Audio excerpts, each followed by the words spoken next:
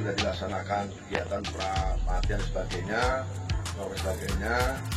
baik dari kita sendiri, dari Angkatan Darat, TNI, dan juga dari institusi terkait untuk memberikan pembekalan khususnya bagaimana mekanisme operasi, kondisi sebagainya. Sehingga kemarin terakhir saya ngecek dengan Kasum TNI, saya yakin bahwa baton kita siap untuk melaksanakan operasi. Ya, kebetulan di antara mereka sudah ada pernah melaksanakan operasi gabungan, jadi terlibat kesatuan lain.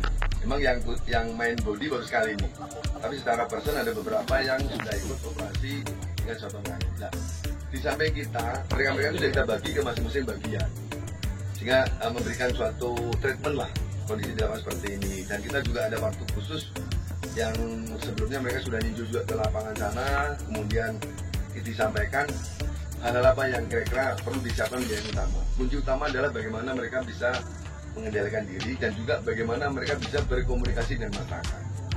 Ini sudah ada arahan dari Bapak Kasat bahwa kehadiran TNI AD dimanapun harus bisa membantu solusi mengatasi kesulitan masyarakat.